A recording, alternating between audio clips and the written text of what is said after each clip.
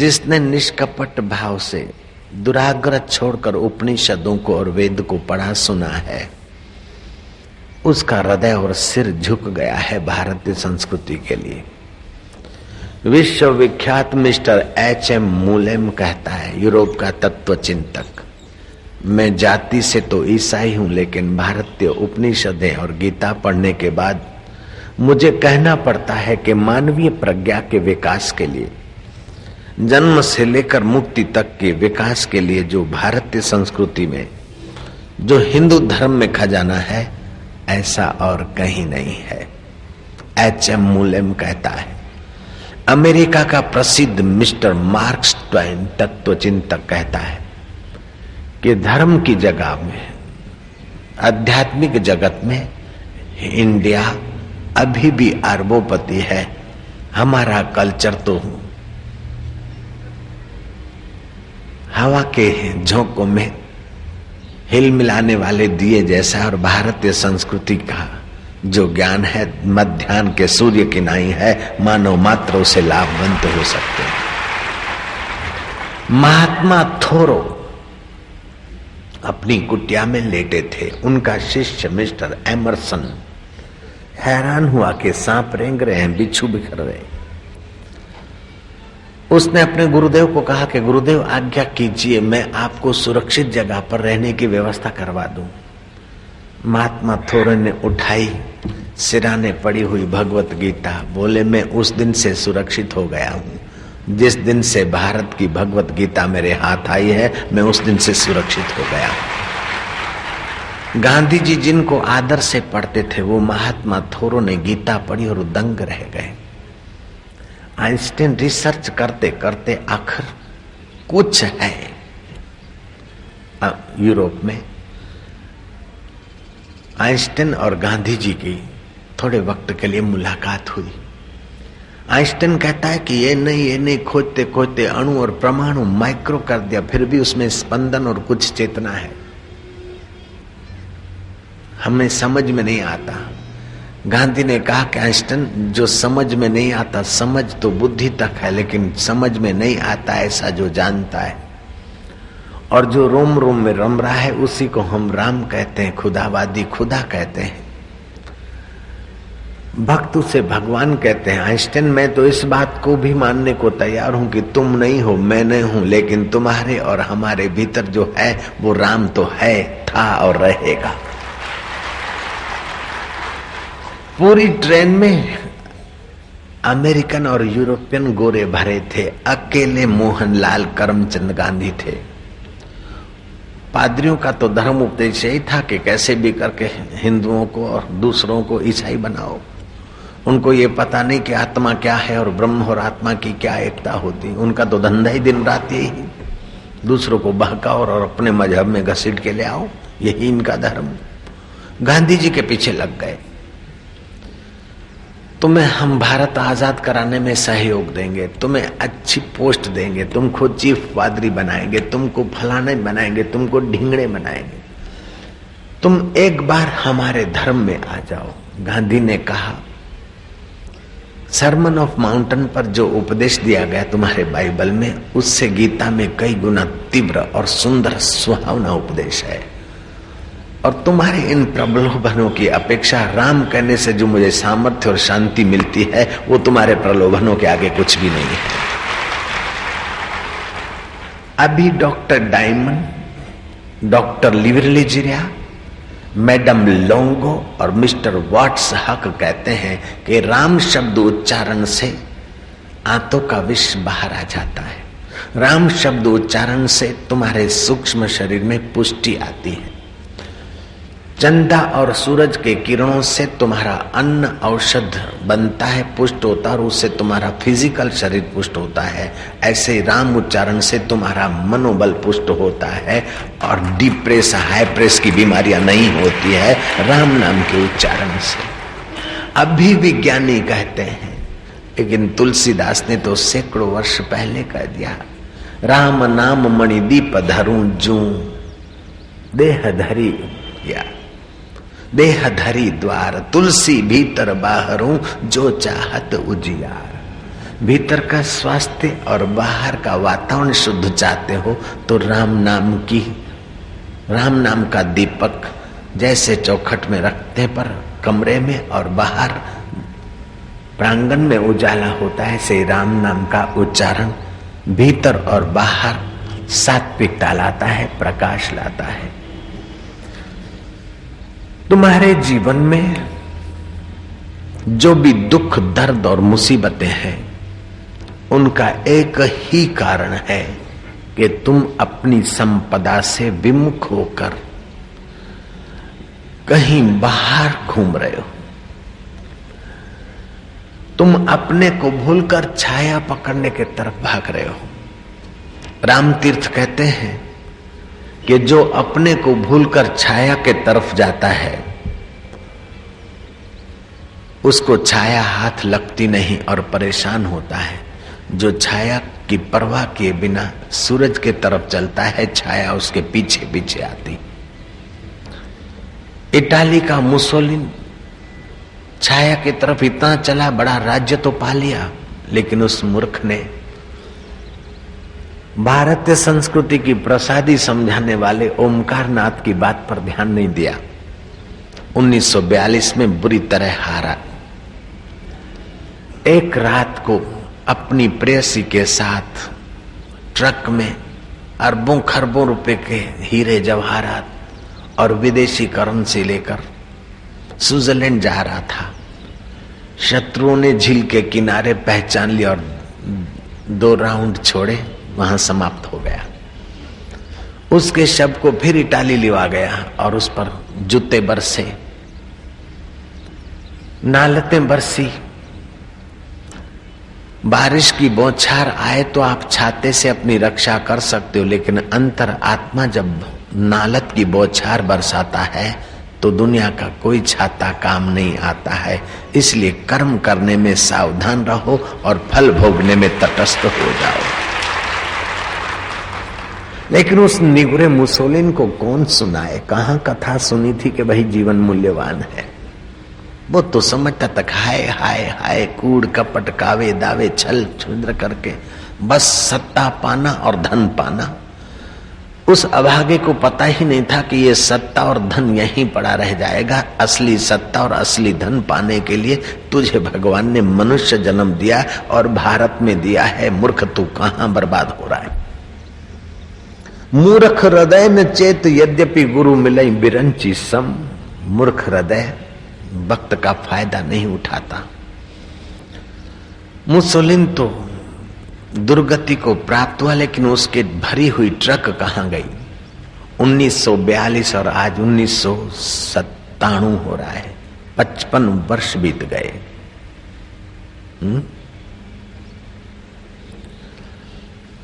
वो अरबों खरबों रुपए के हीरे कहां गए?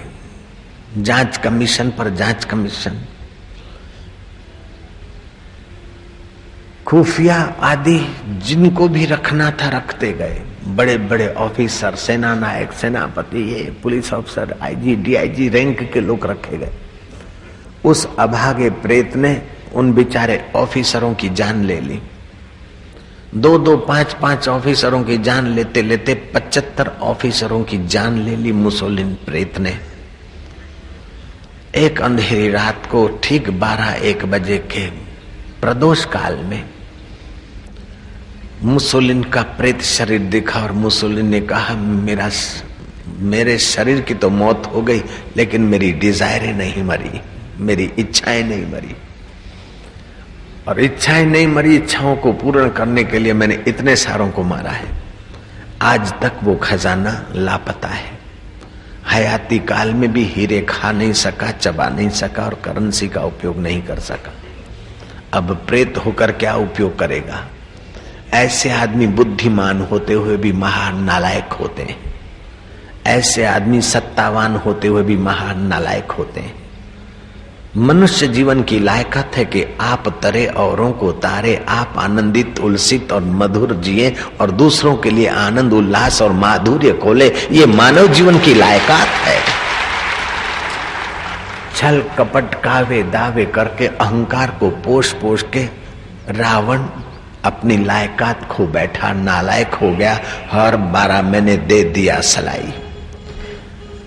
कंस अपने अहंकार को पोषने के लिए छल छिद्र कपट कर करके बड़ा बनने को जा रहा था। मानवता से गिरा, नालायक हुआ। और कंस के लिए आज कोई प्यार नहीं।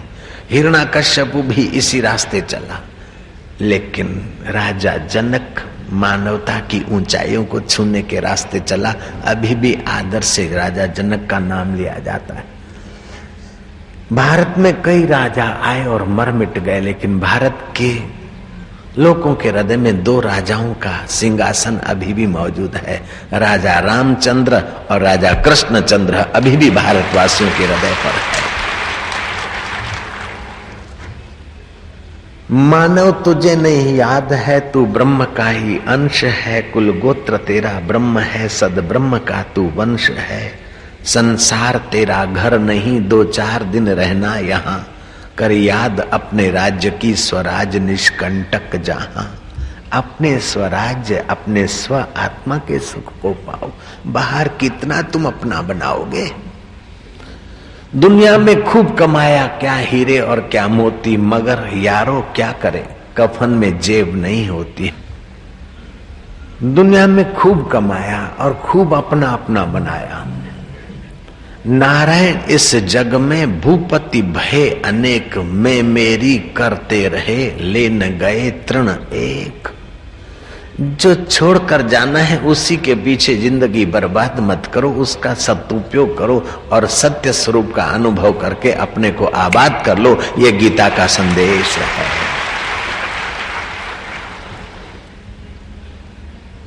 एक बार भगवान नारायण की चरण चंपी करती हुई लक्ष्मी के मन में सवाल उठा और नारायण को पूछा कि प्रभु, जो लोग सोए रहते उन्हें आलसी कहा जाता, और आलसी का तो धन ऐश्वर्य यश नाश हो जाता है। आपके नाम का तो इतना प्रभाव कि आपका भजन पूजन करने वाले यशस्वी होते हैं, क्या कारण है? भगवान नारायण ने कहा, लक्ष्मी, मैं युग युग में अवतार लेकर जो ज्ञान की व्याख्या करता हूं गीता ग्रंथ में, उसी आत्मज्ञान में मैं निमग्न हूं। मैं आलसियों की नहीं सोया नहीं हूं, अपितु योग निद्रा में आराम पा रहा हूं। जो भी मनुष्य उस आत्मा में विश्रांति पाएगा वो भी हमारे नाई यशस्वी होगा, देवत्व को पाएगा, पूजा जाएगा। लक्ष्मी ने कहा, प्रभु, उस गीता के ज्ञान से किसी मनुष्य का कल्याण हुआ है? बोले, कईयों का हुआ है, हो रहा है, औरों का होता रहेगा। लक्ष्मी, ध्यान से सुन, मैं तुझे एक घटित घटना सुनाता हूं। ऐसा ही सवाल मां पार्वती ने एक बार शिव जी को किया था कि आपके पास ऐसी कोई बढ़िया चीज तो दिखती नहीं। मुंडों की माला है, शरीर पर भभूत है, पशु का तो चमड़ा कटी को लपेटे हुए है वागंबर, और ज्यादा से ज्यादा गहने गांठे आपके हैं ये सांप भोरिंग देवता। फिर भी लोग आपको देवादिदेव महादेव कहते, तो आपके पास ऐसा महादेवत्व क्या है प्रभु जो लोगों का मंगल होता है? शिव जी ने कहा, पार्वती, तू जो पूछ रही ऐसी बात लक्ष्मी ने नारायण से पूछी थी, और नारायण ने जो कथा सुनाई थी लक्ष्मी को मैं तुझे सुनाता हूं, तू ध्यान से सुन। शिव जी पार्वती को सुना रहे हैं और नारायण लक्ष्मी को सुना रहे हैं, और आशाराम आपको वही बात सुनाने जा रहे हैं।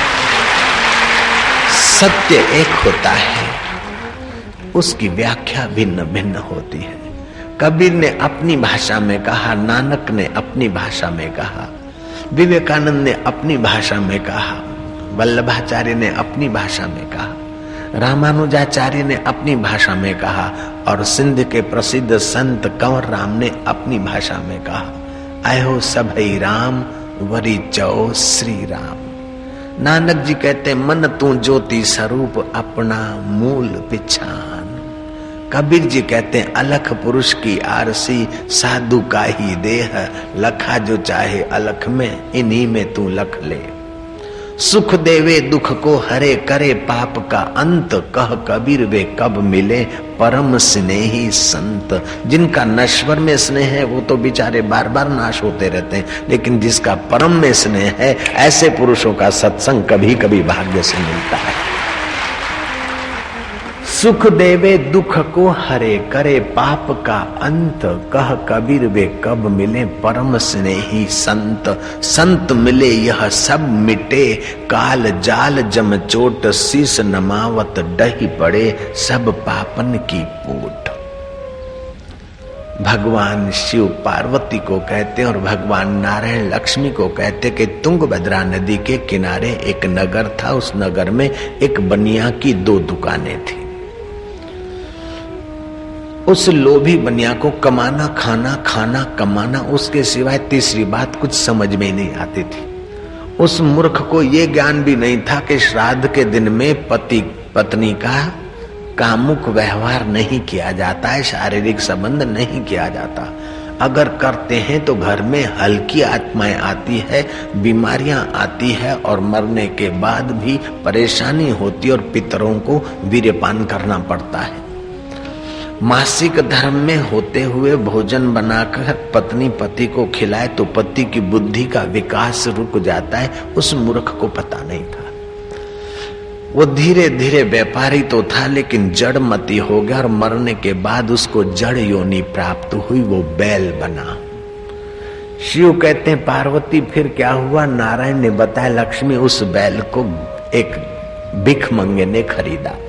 भिखमंगा उस बैल पर बैठकर गांव गांव भीख मांगता। किसानों की फसल उतरती, कहीं से गेहूं तो कहीं से ज्वार तो कहीं से मक्का तो कहीं से मटर तो कहीं से आलू तो कहीं से प्याज चेता के लाता और फिर उस बैल पर लादकर अपने गांव पहुंचता और कुटुंब के साथ अपना गुजारा करता। बेटे को बोलता कि भूसी डाल दो। उस अभागे भूतपूर्व बनिया को अब बैल की योनि में भूसी भी भरपेट नहीं मिलती, कभी ठीक ठाक मिलती है, कभी कम। कभी गर्मियों में पानी से तड़पता है तो सर्दियों में कभी भूख से छटपटाता है। बूढ़ा बैल लावारिश करके उस भिखमंगे ने धकेल दिया। बैल भटकते भटकते एक दलदल से गुजरा और उसके पैर फंसे। नसों में शक्ति के अभाव के कारण धबाक लेकर बैठ गया। भगवान नारायण कहते लक्ष्मी फिर क्या हुआ? ध्यान से श्रवण करो। शिव कहते हैं पार्वती भगवान नारायण सुना रहे लक्ष्मी को जो बात, तुम श्रवण करो। आते जाते लोगों के हृदय में दया उपजी। उस बैल को निकालने के लिए सींगों से किसी ने घसीटा तो किसी ने पूंछ से खींचा, लेकिन अपनी ताकत न होने के कारण वो अभागा वहीं पड़ा रहा। कहां तो बनिया 2 दुकानों का मालिक और कहां कर्म की गति।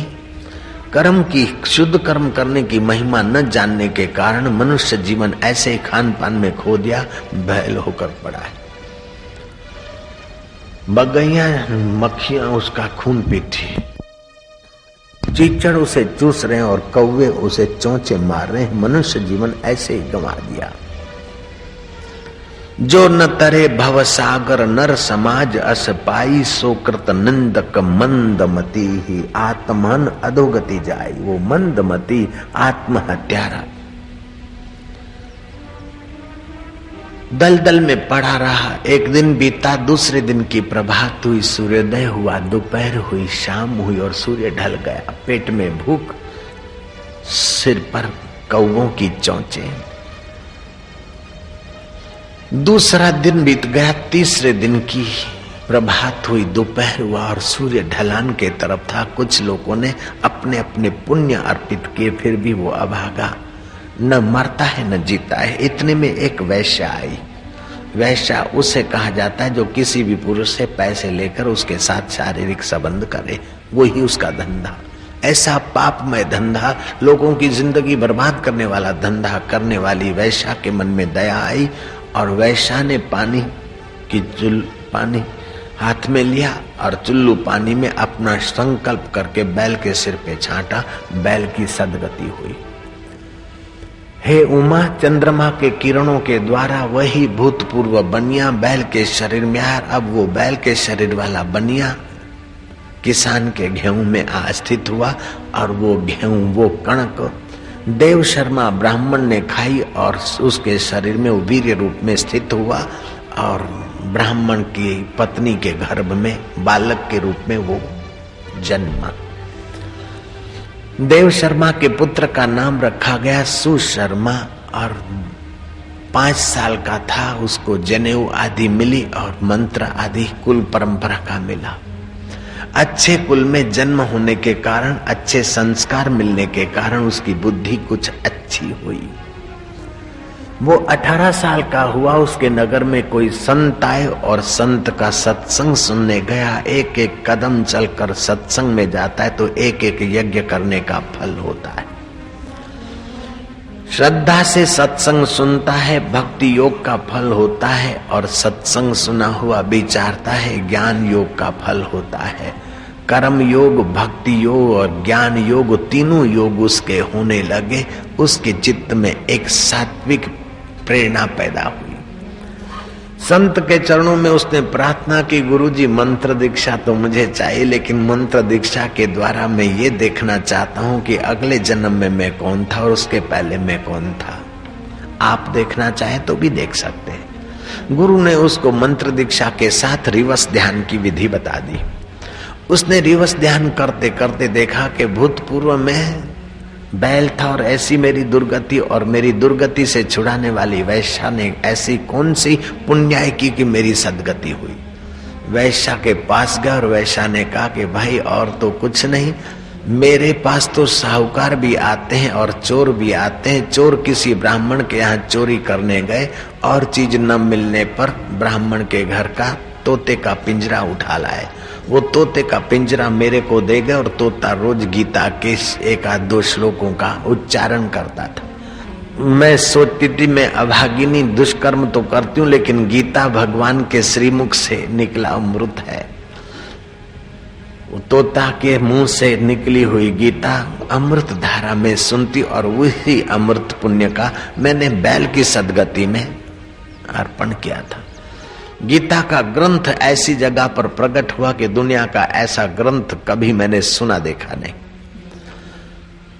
घोड़े हुंकार रहे, हाथी चिंखाड़ रहे और एक दूसरे के खून के प्यासी प्रतिशोध की आग में योद्धा तप रहे हैं। ऐसी जगह पर गीता का प्रागट्य हुआ है।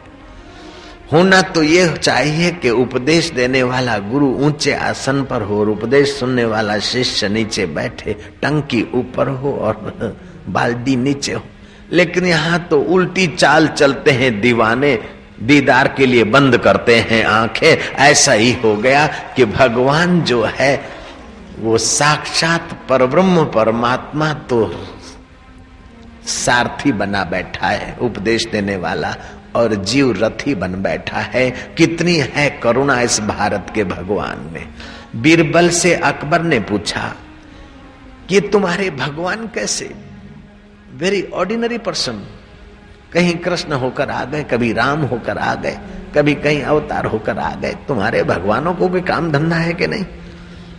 हमारा अल्लाह तो कभी नहीं आता। जय नारायण। हमारा अल्लाह तो कभी नहीं आता, भेज देता है अपने पीर पैगंबर को। हमारा अल्लाह बड़ा, तुम्हारा भगवान कुछ भी नहीं। बीरबल ने कहा इसका प्रैक्टिकल उत्तर मिलेगा। कुछ दिन बीत गए, बीरबल ने यमुना विहार का आयोजन किया, नावें मंगाई गई। एक नाव में अकबर बैठेंगे और उनकी खास दासी, और दासी के गोद में होगा अकबर का नन्हा मुन्ना नवजात शिशु। योजना बना दी, अकबर को कुछ बताया नहीं। उस योजना में आइडिया लगाए कि नवजात शिशु असली नहीं होगा, मोम का बना होगा और उसके अंदर लोहे का पीस डाल दिया गया होगा।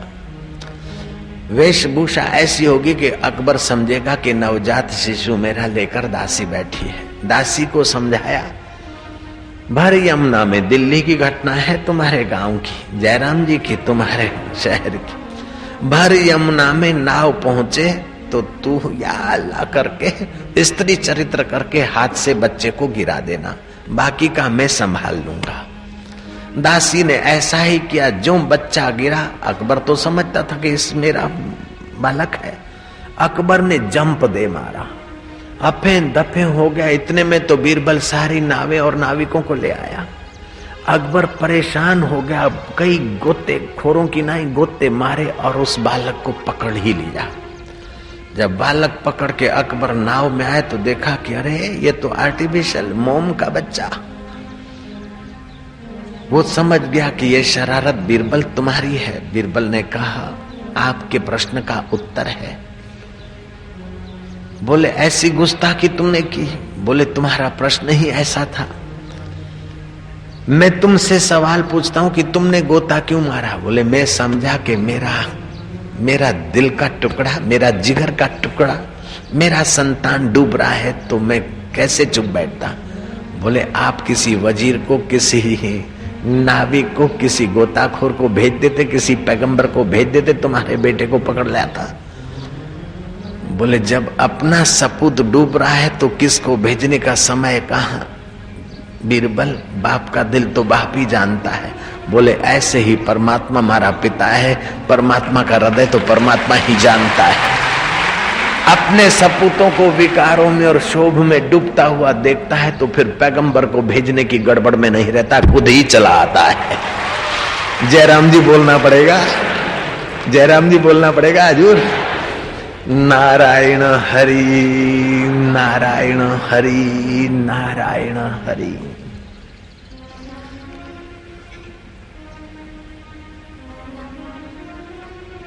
मैं आज ये सत्संग में आपको कृष्ण की कथा, राम की कथा, बुद्ध की, कबीर की तो सुनाऊंगा, लेकिन मेरी लालच कुछ और है। मैं तुम्हें तुम्हारी कथा भी सुनाता चला जाऊं, जयराम जी की तुम्हारी कथा भी सुनाता चला जाऊं। तुम पाश्चात्य जगत से क्यों इतने प्रभावित हुए मुझे समझ में नहीं आता। मां शब्द बोलने से, पिताश्री बोलने से, पत्नी बोलने से, पतिदेव बोलने से तुम्हारा जो भाव बनता है, जो मन बनता है, होठ और गालों पर और तुम्हारे चेहरे पर जो उस पवित्र शब्दों की, भारतीय संस्कृति के शब्दों की जो इफेक्ट पड़ती वो बड़ी सौम्य है, दिव्य है। दो व्यक्ति मेरे पास है, बोले Bapu ji she is my missus. में क्या इम्पॉसिबल? बोले sure Bapu ji she is my missus. में क्या इम्पॉसिबल? हो नहीं सकता। तो मिसिस को इशारा किया यूज से, वो बोलती है Bapu ji really he is my mister. में क्या इम्पॉसिबल? ये तुम्हारा मिस्टर नहीं हो सकता। बोले बापू जी व्हाट यू से? Sure he is my mister. में क्या इम्पॉसिबल? परदेश में शादी होती है तो भोग की प्रधानता से, सेक्स की प्रधानता से, और भारत में शादी होती है तो धर्म की प्रधानता से। She is not Mrs but she is धर्म पत्नी। वो तुम्हारी धर्म पत्नी है और ये तुम्हारा भोग का पुतला लवर नहीं है, ये तुम्हारा पतिदेव है। एक दूसरे के अंदर छुपे हुए देवत्व को जगाने की व्यवस्था है भारतीय संस्कृति। पिताश्री, कितना डेडी, पापा, ये सब क्या द थिंग है।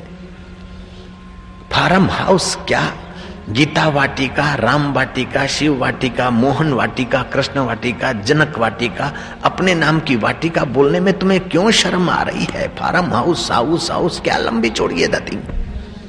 क्यों अपने देश में पराये हो रहे हो? क्यों तुम बुद्धिमानों की संतान, ऋषियों की संतान होकर हिप्पियों की गुलामी के चक्कर में कब तक पड़े रहोगे?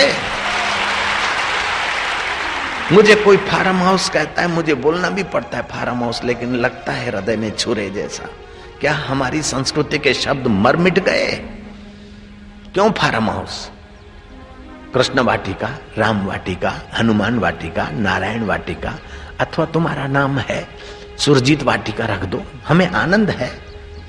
कमला वाटिका रख दो, अपनी बेटी बेटों के नाम से रख दो। वाटिका शब्द है, फिर फार्म हाउस को क्यों अड़ंगा जमा रहे हो? बड़े शर्म की बात है। मैं तो जापानियों को धन्यवाद दूंगा और तुमको आंख दिखाऊंगा। जापानी अमेरिकन अंग्रेजी भाषा जानते हैं, फिर भी वो जापानी अमेरिका में आते तो अपने देश की भाषा बोलते, और हम अपने देश में ही पराई गुलामी खोपड़े में कब तक भरे रखेंगे? अपनी संस्कृति की गरिमा कब तक भूलते रहोगे? वो फ्राइड का सेक्स फ्री संभोग से समाधि का लेक्चर और उपदेश पढ़ लिख कर सुन सुना कर कई लोग बर्बाद हो गए परदेश में, और उनका अनुकरण हम कर रहे। 2 करोड़ लोग स्नायु रोग से पीड़ित पड़े हैं। 20 लाख कन्याएं युवती होने के पहले गर्भवती हो जाती। 10 लाख बच्चे बावरे से होकर भटक रहे। हर 6 सेकंड में एक बलात्कार होता है, हर 10 सेकंड में एक सेंधमारी होती है, हर 16 सेकंड में अमीर देश में कार चोरी हो जाती है, हर 100 शादियों के पीछे 65 शादियां तलाक में बदल जाती है। हर रोज 65 आदमी एड्स के शिकार होकर मर रहे हैं। उनका अनुकरण करके हम कब तक बर्बादी की उस खाई में गिरते जाएंगे? ये ऋषियों का देश है, महापुरुषों का देश है। मनु, शत्रुपा, राम, कृष्ण, बुद्ध, कबीर और रहीदास जैसे महापुरुष इस देश में अवतरित हुए, और तुम कब तक गिड़गिड़ाते रहोगे? नानक देव गुरु तेग बहादुर बोलिया, सुनो सिखो बड़ भागिया, धड़ दीजे धर्म न छोड़िए। आग का अपना उष्णता का त्याग तो आग का विनाश, बर्फ अपनी शीतलता का त्याग करे तो बर्फ का विनाश। ऐसे भारतवासी अपनी भारतीय संस्कृति को भूलते जाएंगे तो फिर हमारा अस्तित्व क्या रहेगा? इसलिए मैं प्रार्थना करता हूं कि बच्चों के नाम टिन्नू, मिन्नू, लेशमा, श्लेष्मा, अब लेशमा श्लेष्मा लींट को बोलते हैं। क्या तुम्हारा बेटी बेटा लींट है नाक की? जानकी नाम क्या मर गया है? सीता और गार्गी, मदालसा और मोहिनी और ऐसे से पवित्र नाम है जिस नाम से तुम्हारे मन का संबंध है। अभी व्हाट्सएप, लिवरलीजरिया, मैडम लोंगो कहती कि शब्दों के साथ आकृति का प्राकृतिक संबंध है।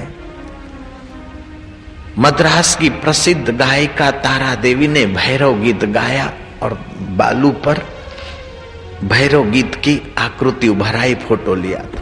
वीणा पुस्तक धारिणी का गीत गाया और बालू में से फोटो लिया कि वीणा पुस्तक धारिणी आई। तुम जैसा उच्चारण करते हो ऐसी आकृति तुम्हारे रक्त के कणों में भी बनती और तुम्हारे मन में भी बनती। मैं राम कह दूं तो मुझे राम लाना नहीं पड़ेगा। राम की आकृति, राम की सौम्यता और राम के स्वाभाविक सद्गुण तुम्हारे दिल दिमाग में उभरने लगेंगे। और मैं अगर रावण कहता हूं तो रावण की स्वार्थी वृत्तियां, क्रूरता और अहम विशेषता की आकृति आपके आगे खड़ी हो जाएगी। जैसे तैसे शब्द उच्चारण मत करो और जैसे तैसे शब्दों का अनुकरण मत करो। जब तुम फार्म हाउस बोलोगे तो समझा जाएगा ये शराबियों की महफिल करने की जगह है। जब राम वाटिका बोलोगे तो राम नाम का स्मरण करने की पवित्र याद भी आ जाएगी। तुम चाहे वहां कोई महफिल करते हो, लेकिन राम वाटिका के उच्चारण से तुम्हारे जीवा से और सुनने वाले के कान और 2 आदमी बोलेंगे तो राम वाटिका, श्याम वाटिका, मोहन वाटिका, कृष्ण वाटिका, ये वाटिका संस्कृति की याद दिलाएगी, पवित्रता को उभारेगी। और राम शब्द बलात् ही तुम्हारे तन को, मन को कुछ तो पवित्र करेगा। फिर फार्म हाउस, ये भूत क्यों घुस गया हम लोगों को? जयराम जी की जन्मदिन मनाते हैं, बस केक काटा, मोमबत्ती रखी और फूके। गिलास में पानी पीते हो तो लाखों कीटाणु चले जाते। जब फूंक में कितने कीटाणु लगते होंगे उस केक पर। फूंकना और केक काटना, हैप्पी बर्थडे, क्या सत्यानाश हो रहा है। तुम जन्म दिवस मनाओ, हमें आनंद है, हम सहयोग करें, हम धन्यवाद देंगे आपको, लेकिन भारतीय संस्कृति के अनुसार मनाओ जिससे आपकी उन्नति हो, आपका विनाश हो। ऐसा आप क्यों जन्मदिन मनाओ? नाचे खेले, हैप्पी बर्थडे हूं हाँ किया, डिस्को बिस्को किया, सेक्सुअल केंद्र उत्तेजित हुए और फिर एक दूसरे की तरफ नजर डाली और कमर तोड़ कार्यक्रम करके सत्यानाश किया। नहीं, आप जन्म दिवस मनाओ। आपके शरीर में 7 केंद्र हैं और 7 केंद्र के 7 रंग हैं। आपके शरीर में 5 भूत है और 5 भूतों के 5 रंग है, वो भी उससे आप जुड़े हो। नील वर्ण आकाश का है, पीत वर्ण, श्वेत वर्ण आदि 5 प्रकार के रंग से आप चावल रंग दीजिए। 4 रंगों से रंग दीजिए, 5वां तो चावल सफेद है। उसका स्वस्तिकाकार गणपति बनाइए, चौकड़ी मारकर चारों तरफ जरा जरा खींच लिया उस पर कलश रख सके या दिया रखे, बीच में बड़ा दिया रखिए। और मानो आपकी 30 साल उम्र है, 30 दिए आप रख दिए और बीच में बड़ा दिया 31वां साल शुरू हो रहा है वो रख दिया। आपके स्नेह ने एक एक दो दो दिया जलाया। भारत हमेशा ज्ञान का पुजारी रहा है, प्रकाश का पुजारी रहा है। अंधकार में से प्रकाश की तरफ आइए, प्रकाश को फूंक मारकर अंधकार में जाकर हैप्पी बर्थडे कभी ना मनाइए। स्वस्तिक बना दिया और फिर अपने जो स्नेही है वो दिया जलाए। कोई एक जलाए, कोई ऐसे कार्य करता है 2 ही जला ले। जय नारायण। कोई 5 ही तुम्हारे स्नेही 5-5 दिए जला लें जैसी आपकी वो दिए जले। लेकिन कुटुंब में, खानदान में जो सर्वोपरि है, धन में सत्ता में नहीं, शुभ कर्मों में जो सर्वोपरि है उससे बड़ा दिया जलवाइए। और 30 साल तुम्हारे जीवन में जो प्रकाश रहा वो सब अच्छा है, लेकिन हम चाहते कि भगवान इस वर्ष आपके जीवन में अधिक सुख, अधिक प्रकाश, अधिक ज्ञान, अधिक सामर्थ्य, अधिक ओज दे। इसलिए हम ये दिया जला रहे हैं। पृथ्वी आपके लिए सुखद हो, जल आपके लिए सुखद हो, तेज आपके लिए सुखद हो, वायु तुम्हारे लिए सुखद हो, आकाश तुम्हारे लिए सुखद हो, मित्र तुम्हारे लिए सुखद हो, पड़ोसी तुम्हारे लिए सुखद हो और देवों के देव परमात्मा देव भी तुम्हारे लिए सुखद हो। भैया आपको बधाई हो, नूतन वर्ष की बधाई हो। क्या नूतन वर्ष मर गया क्या? हैप्पी बर्थडे, हैप्पी बर्थडे, ये क्या मखौल जमा दिया हम लोगों ने। मैं ये बात दिल्ली में बड़े जोर से करता हूं क्योंकि दिल्ली से ही सब जगह बात आसानी से पहुंचेगी। जयराम जी की नारायण हरि। और प्रांतों में करता हूं लेकिन दिल्ली में तो जरा जोर दे के करता हूं। जयराम जी बोलना पड़ेगा। बोले बापूजी आप तो डांटते हैं, लेकिन भाई चॉकलेट तो किसी के बच्चे को बांट सकते हैं, डांट तो अपने वालों को ही दी जा सकती है। ये मोहब्बत की बातें हैं औधव, बंदगी अपने बश की नहीं है। यहाँ सिर देकर होते हैं सौदे, आश की इतनी सस्ती नहीं है। प्रेम वालों ने कब किससे पूछा, किसको पूजूं बता मेरे औधव। यहाँ दम दम पे होते हैं सिजदे, सिर घुमाने को फुर्सत नहीं है। ये मोहब्बत की बातें हैं औधव। अब भीम जैसे भीम को कुंता जन्म देती है, no minor operation, no major operation, और तुम चूहे छाप बच्चों को जन्म देते और कटाकटी। ये कहां की इंसानियत है? किसी भी बहू बेटी को मां बनने का अवसर आए, ऑपरेशन कराने की कोई जरूरत नहीं। बोले डॉक्टर बोलते हैं बाबूजी उसके प्राण कंठ में। मैं आपको बताता हूं, गुजरात में पंचमहाल है, पंचमहाल में गोधरा है। गोधरा बड़ौदा के पहले गोधरा आती है, रतलाम और बड़ौदा के बीच गोधरा है। वहां एक व्यक्ति है, उसका नाम रेवाचंद है, गुड़ वाला नारियल वाला करके लोग उसको जानते हैं होलसेल का। उसकी बहू का मां होने की घड़ियों में कुछ केस गड़बड़ा गया, गर्भ कुछ टेढ़ा हो गया, वो बहू सूझकर अप्पू हो गई। यू नो अप्पू, अप्पू समझते हो? मोटी हो गई, सूझ गई बेचारी। डॉक्टरों ने, बहुत सारे डॉक्टरों ने आपस में मीटिंगें ली और केस बड़ा खतरनाक बताया। आखिर डॉक्टरों ने ये परामर्श दिया कि जल्दी से जल्दी पेट कटा दो और बच्चा बाहर निकाल दो, नहीं तो दोनों प्राणी मर जाएंगे। अभी एक प्राणी जीवित रह सकता है और मेंटली थोड़ा रिटायर होगा। इस समय अगर ऑपरेशन कर लोगे तो एक प्राणी जीवित रहेगा और वो भी दिमाग से कमजोर होगा, चाहे मां जिंदी रहे चाहे बेटा। उनकी आस्था थी और कैसे भी करके उन्होंने टेलीफोन से आशीर्वाद मांगा। मैं क्या, न ऑपरेशन कराओ न दोनों में से एक को जाने दो। तुम गाय का गोबर ताजा लेकर 10 से 15 ग्राम उसका रस निकालो, भगवान नाम जप के मां को पिला दो, होनहार मां को। उन्होंने पिला दिया, बेटा बढ़िया है, अभी तक अच्छी तरह से जीवित है और मां भी स्वस्थ है, जाकर देखो। इसमें मेरा कोई जादू नहीं और मैंने कोई योग बल का उपयोग नहीं किया, न को मैंने संकल्प का उपयोग किया। ये तो आपकी संस्कृति की देन है, केवल मैंने आपको सुना दी। तो अब मैं आपसे ये वायदा लूंगा कि आपकी बहू बेटियां जब मां बनती हो तो ऑपरेशन की बात हो तो आप ये बात उनको सुना देना। दूसरी ऐसी स्वास्थ्य की बात है कि अपेंडिक्स की तकलीफ हो तो आप लोग ऑपरेशन नहीं कराएंगे। योगासन पुस्तक में से पाद पश्चिमोत्तान आसन देख लेंगे, उस आसन से मेरा भी अपेंडिक्स मिट गया और बहुत सारे मेरे साधकों को भी लाभ हुआ। तीसरी बात, जिन्होंने मंत्र दीक्षा ली है अथवा कहीं भी लिए, किसी भी गुरु को मानते, हमें आनंद है। जिस माला पर आप जप करते हो उस माला का अपना प्रभाव है। कुछ वर्ष पूर्व बेंगलोर के अंदर रहने वाला वसंती नाम का साधक था। ट्रेन में एक्सीडेंट हुआ, कई पटरियां से उतर गए थे डब्बे और कई पुलिया से लोग गिर गए थे, उसमें वो भी गिरा। लेकिन उसके गले में माला थी और गुरु मंत्र था, वो तैरना नहीं जानता था, फिर भी पुलिया से गिरा और पानी में डूबा नहीं और 2 बच्चों की जान बचाकर निकला। भगवान नाम और गुरु मंत्र की बड़ी भारी महिमा है। अदृश्य शक्तियां भी काम करती है, सहाय करती है। जयपुर के पास लदाना है, लदाना का उस समय छोटे मोटे रियासत के बादशाह लोग थे, बादशाह बैठा था।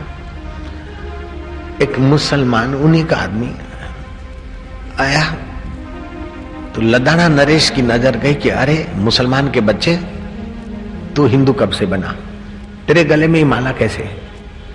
बोले इसकी अपनी महिमा है। मैं अपने ननिहाल जा रहा था, शाम का समय था, सूरज डूबने पर था। 2 भयानक पुरुष देखे जिसको हिंदू लोग जमदूत बोलते हैं। मैं घबराया, जमदूतों ने कहा तेरे प्राण नहीं लेंगे, अभी बैलगाड़ी को भगाता हुआ एक युवक आएगा, उसकी बैलगाड़ी का पहिया इस खड्डे में जर्क खाएगा, हम उनके बैलों को प्रेरित करेंगे और बैल उसके पेट में सिंग घुसेड़ेगा, उसकी मृत्यु ऐसे ही लिखी है। हम लोग आदमी का निमित्त बनाने वाले काल के दूत हैं जमदूत, उसके रूह को लेकर जाएंगे। राजा साहब, मैं एक लोटे अपने बेटे गफारिया की कसम खाकर बोलता हूं, खुदा की कसम खा के बोलता हूं, अभी भी संध्या का वक्त है।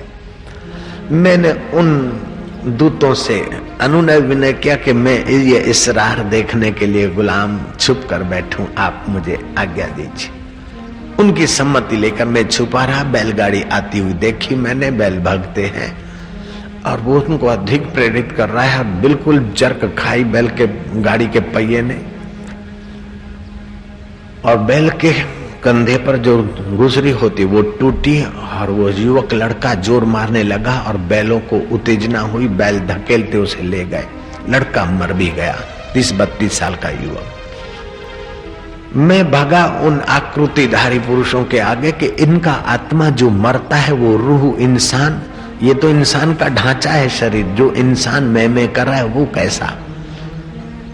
उन जमदूतों ने कहा कि वो इंसान हमारे हाथ में नहीं आया, क्योंकि जहां पर मौत हुई है वहां तुलसी के पौधे पड़े थे। जहां तुलसी दल और तुलसी के पौधे होते हैं वहां जमदूतों के पात्र वो नहीं होते हैं, वहां भगवान के पार्षद के अधिकारी होते हैं। वो भगवान के धाम में चला गया। राजा साहब, तब से मैंने गले में तुलसी की माला धारण कर ली। तुलसी की माला की अपनी महिमा है और रुद्राक्ष की माला की भी अपनी गजब की महिमा है। रुद्राक्ष की माला भी बहुत सारे फायदे आध्यात्मिक और लौकिक देती है।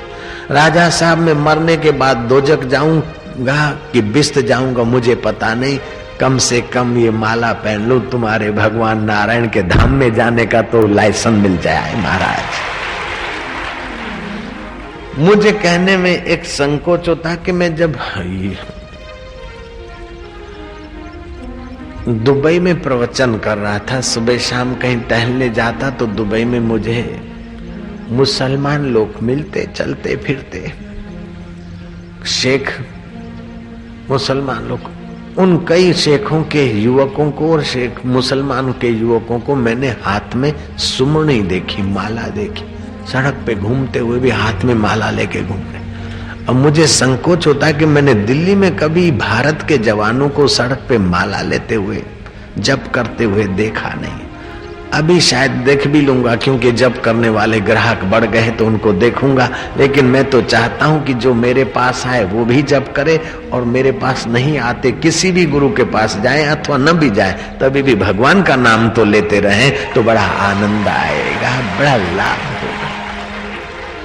श्रीमद् भागवत में आता है, सुखदेव जी महाराज राजा परीक्षित को कहते हैं, राजन मनुष्य का कर्तव्य है कि अपने जीवन काल में भगवत तत्व का ज्ञान पाले और भगवान के नाम का सुमरण करे। एक पल भी भगवत सुमरण न छूटे, उसकी कमाई अद्भुत है। जीवन काल में भी मनुष्य को यह करना चाहिए, और मृत्यु निकट हो तभी भी भगवान नाम लेना चाहिए, क्योंकि इस माया के इस पिंजरे का कोई भरोसा नहीं।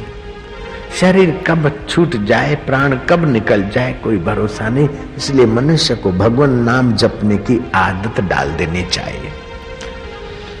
पौराणिक कथाओं में आता है कि निश्वासे नहीं विश्वासम कदा रुद्धोर भविष्यसि कीर्तनीयम मतो बाल्यात हरे नामेव केवलम।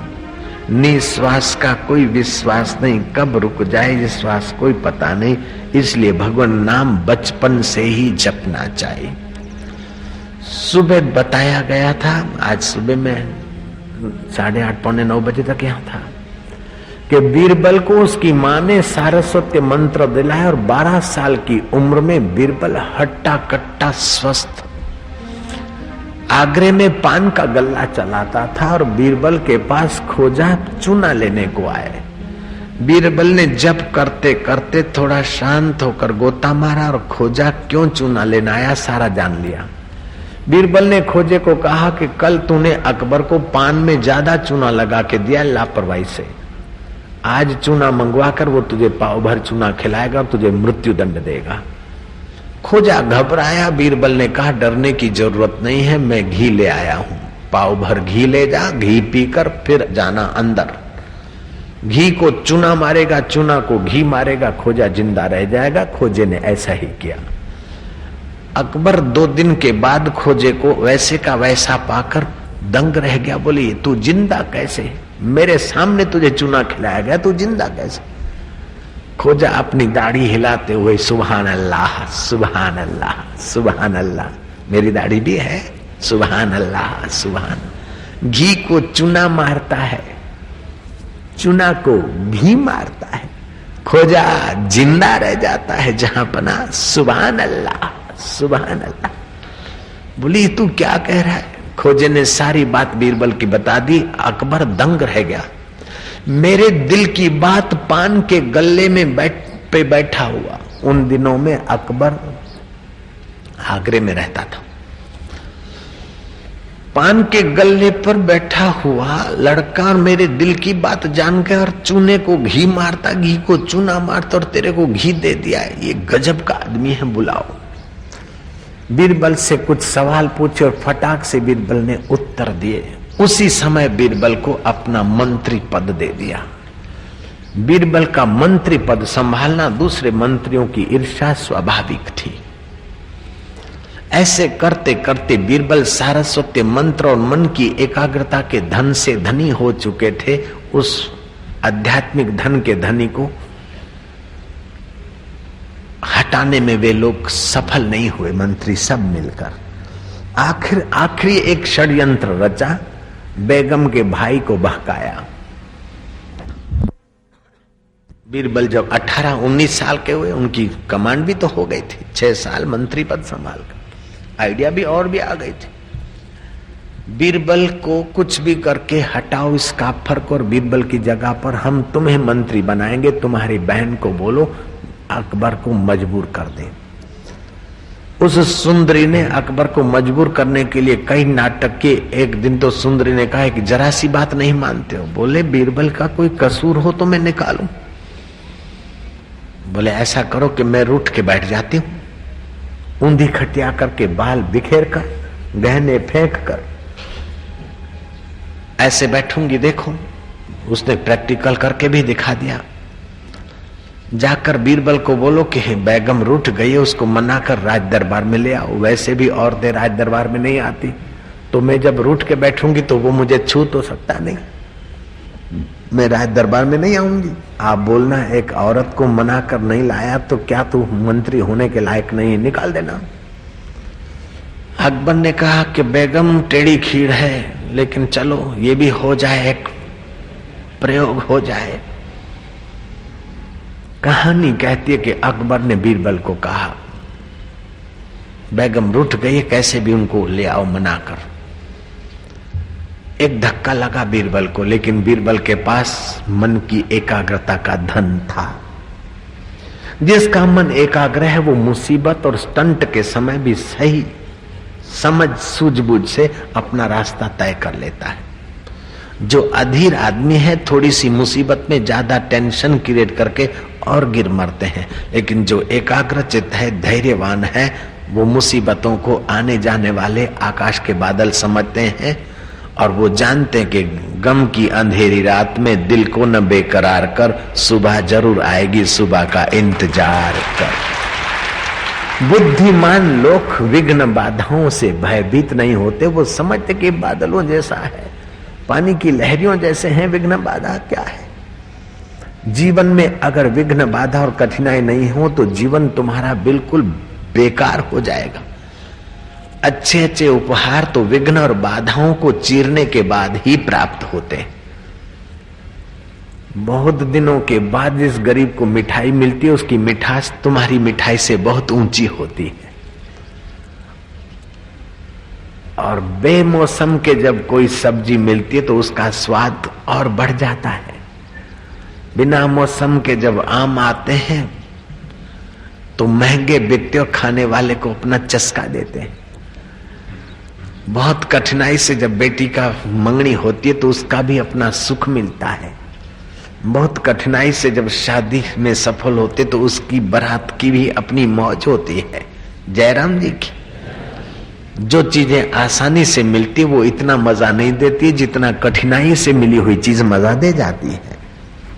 इसलिए कठिनाई देखकर डरना, घबराना तो छाया को हवा समझ के घबराने जैसा है। सूर्योदय हुआ और कोमल किरणों ने पौधों को छुआ, पौधे थरथराने लगे। तात क्यों घबरा रहे हो वत्स? पौधों ने कहा कि रात को आंधी चली और कई वृक्ष गिर गए, हमें डर लगता है कि हम न गिर जाएं। कोमल किरणों ने कहा वत्स, वे ही पेड़ गिरे हैं जिन्होंने आंधियां नहीं सही, जड़ें गहरी नहीं जमाई। वो पेड़ अभी भी मौजूद है जिन्होंने आंधियां सही और जड़ें गहरी जमाई। तात, रात के तूफान से डरो मत, लेकिन सावधान हो जाओ कि इन आंधियों और तूफानों को सह सह के अपनी जड़ें जमाते जाओ, फिर तुम्हें कोई नहीं गिराता है। जीवन का पौधा साहस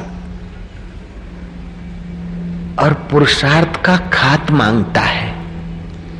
जो लोग धन दौलत अपने बच्चों को देकर सुखी करना चाहते हैं, वो अपने बच्चों का हृदय डबल रोटी जैसा बनाना चाहते हैं।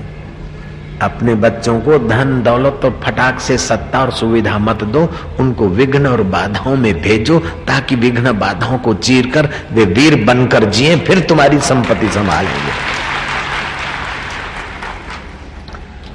हम नगर सेठ के पुत्र थे, लेकिन इतने विघ्न बाधा और मुसीबतें आई कि अब मुसीबतें इधर आते ही शर्माती कि हम कहां जाएं, हमारी कदर नहीं होगी।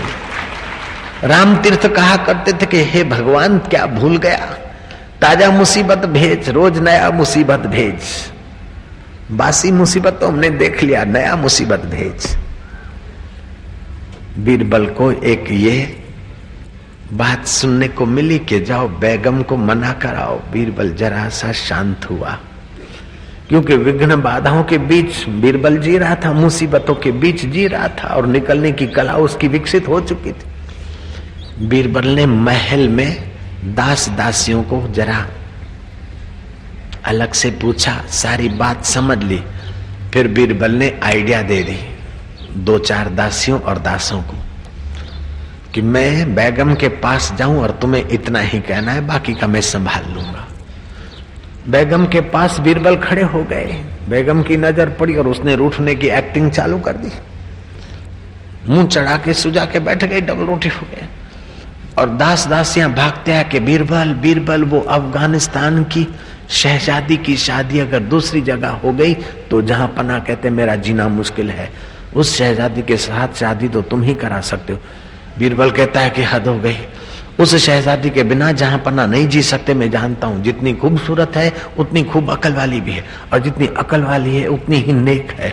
उस शहजादी को महल में लाएंगे तो महल में बस जैसे तारों के बीच चांद, ऐसा ही ये महल चमकेगा। चलो चलो, मैं पहले वही करूंगा। बेगम बोलती कौन सी शहजादी? बीरबल बोलता आई हैव नो टाइम।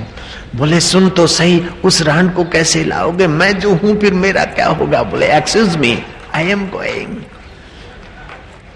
वो कहती है कि बीरबल बीरबल सुन। बीरबल देखता है कि ठीक जगह पे निशाना लगा है। आगे बीरबल और पीछे बेगम, नंगे पैर, खुले बाल, बिखरा चढ़ा। बीरबल जा रहा है और बेगम, ओ बीरबल सुन, उस रान को किसको ला रहा है? कौन सी शहजादी? ओ बीरबल जरा मान जा। बीरबल जिंदगी भर में रोती रहूंगी। बीरबल रुक जा, बीरबल रुक जा। बाजार के लोग हैरान हो गए कि बीरबल के पास ऐसा कौन सा कोहिनूर आ गया कि बेगम नंगे पैर पीछे जा रही है। चलते चलते जिसने कभी कारपेट से पैर नीचे नहीं रखा गिलम गालीचों से, वो नंगे पैर जा रही है। दाएं पैर के अंगूठे को थोड़ी सी पत्थर की ठोकर लगी और खून बह रहा है। धरती पर तिलक करती हुई जा रही है। बीरबल आगे और ये बकरी पीछे।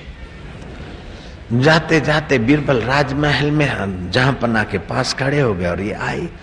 कुछ भी करो उस शहजादी को मत लाओ। ये अकबर बोलता है क्या बात है? बीरबल क्या है? बीरबल बोलता है क्या है, बस लाके खड़ी कर दी, देख लो।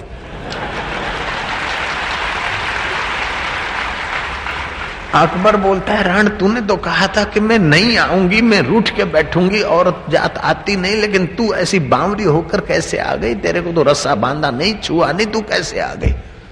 बोले ऐसे ऐसे शहजादी को लाओगे, ये लाओगे, वो लाओगे। बोले क्या बात तू कर रही है? बोले बीरबल ने कहा। बीरबल बोलता है कुछ भी हो ला के रख दी। अकबर बोलता है अभी ऐसे बुद्धिमान मंत्री को हटा कर क्या मैं राज्य को गंवाऊंगा? अपने से ज्यादा बुद्धिमान व्यक्ति के साथ दुश्मनी करना अपना सर्वस्व खोना है। राजीव गांधी ने जब वीपी सिंह को हटाया, मैंने अहमदाबाद में चालू सत्संग में कहा कि ये सौदा राजीव के लिए भारी हो गया। जयराम जी की बुद्धिमान व्यक्ति के साथ विरोध नहीं लेना चाहिए, और जो अपनी गुप्त बातें जानते हो उनको कभी शत्रु नहीं बनाना चाहिए। ये नीति है। अति विश्वास मत रखना और अति अविश्वासु भी मत होना। अपने अधीन जो लोग हैं उनसे काम तो लेना, लेकिन कभी कभी प्यार की वृष्टि भी कर देना। जो आपके नौकर चाकर या आपके असिस्टेंट है, उनको ये एहसास हो और ईमानदारी का एहसास हो कि आप उनका ख्याल रखते हैं। अपने बच्चों का तो ख्याल रखो, लेकिन अपने नौकर और नौकरानी का भी थोड़ा ख्याल रखो। आप उनको चाहोगे तो वो आपके काम को और आपकी इज्जत को चाहेंगे। ये भी नीति है जयराम जी की। बार बार अंट संट उनकी आप इंसल्ट करते रहोगे तो बाहर से वो भले आपको मजबूरन होकर सलाम करे, भीतर से आपकी वीक पॉइंट जहां तहां गाते फिरेंगे। जयराम जी बोलना पड़ेगा। इसलिए सत्संग आपका सर्वांगी विकास चाहता है। जिसके जीवन में सत्संग नहीं और सब कुछ है, सत्संग नहीं, वो आदमी अभागा तो जरूर है। जिसके जीवन में सब कुछ है लेकिन सत्संग नहीं है, वो अभागा तो जरूर है। बड़े में बड़ा दुर्भाग्य ये है कि सारा इकट्ठा किया हुआ बना बनाया खेल मृत्यु के झटके में सब छूट जाए।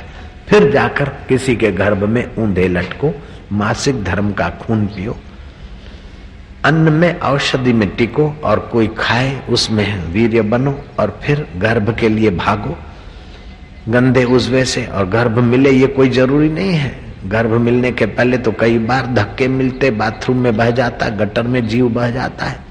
ये बड़े में बड़ा दुर्भाग्य तब तक चालू रहेगा जब तक सत्पुरुषों का सानिध्य और सत्संग का प्रसाद जीवन में नहीं आया।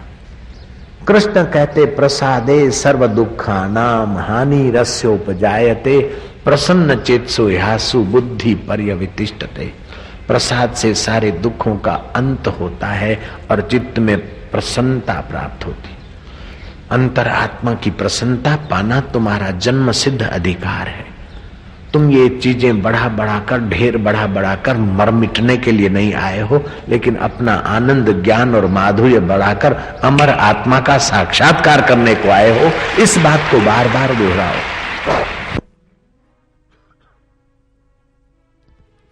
बिन जरूरी संसार को खोपड़ी में मत भरो। एक आदमी रेलवे स्टेशन पर गया, इंक्वायरी ऑफिस, सर अहमदाबाद जाने वाला दिल्ली मेल कितने बजे आता है? बोले 8 बज के इतने बजे। सर राजधानी कितने बजे जाती है? बोले 4:30। सर ये बताइए शताब्दी अजमेर की ओर जाने वाली? बोले इतने बजे। सर जरा ये बताइए कि डीलक्स कितने कब जाती है बॉम्बे? बोले इतने बजे। अब पंजाब मेल का टाइम बताएंगे? उसने कहा आपको जाना कहाँ है? बोले मेरे को तो पटरी पार करनी है। दाद तेरे की, और पटरी पार करनी और तुसी खोपड़ी में इतना सारा भरदेसी की गल है यार। ऐसे आपको तो जन्म मरण की पटड़ी पार करनी है, फिर दुनिया की बातें खोपड़ी में अधिक मत भरो। आपका शरीर स्वस्थ रहे, मन प्रसन्न रहे और बुद्धि में बुद्धिदाता का ज्ञान भर लो यार, काम आ जाए। और कितना भरोगे?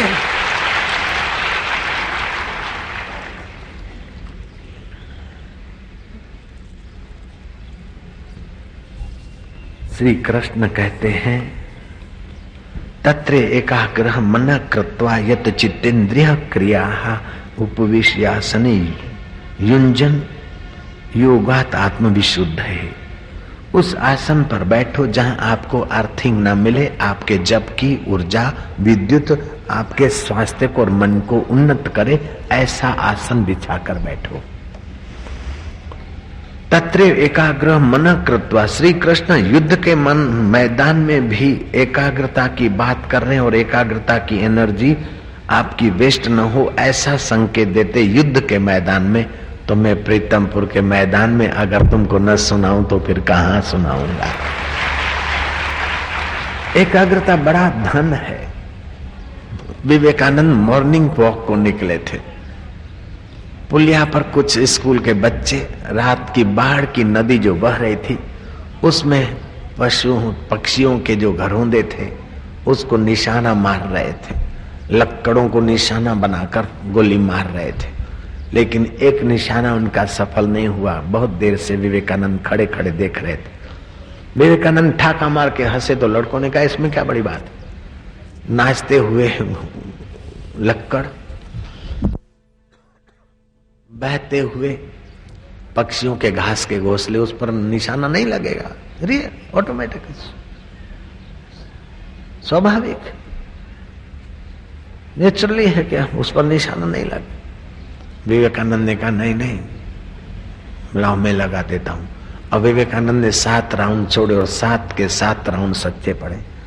लड़के उनके पैर छूने लगे कि आपने कौन सी स्कूल में कौन सी कॉलेज में निशाने की ट्रेनिंग लिया? बोले मैंने पिस्तौल पहली बार पकड़ा है, लेकिन जिसका मन एकाग्र होता है वो जिस विषय में भी लगाए सफल हो जाता है। एकाग्रता बड़ा धन है। पिछली उम्र में विवेकानंद कहते थे कि मुझे अगर फिर से पढ़ने को मौका मिले तो मैं ये 2 बातें ही पढ़ूंगा, एकाग्रता और अनासक्ति। एकाग्रता और अनासक्ति में दुनिया का सब कुछ आ जाता है, और एकाग्रता अनासक्ति छोड़ा तो सारे सर्टिफिकेट लेकर सिर पर घूमते रहो, कोई वैल्यू नहीं है।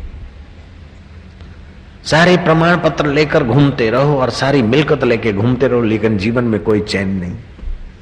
एकाग्रता और अनासक्ति 2 सूत्र जीवन में आप भी ले आना। जितने अधिक लाओगे उतने आप मानव, महामानव, देव और देवादिदेव महादेव को जो अनुभव है वो तुम्हारा अनुभव हो जाएगा। महादेव के पास क्या है? एकाग्रता और अनासक्ति। कृष्ण के पास क्या है? एकाग्रता और अनासक्ति।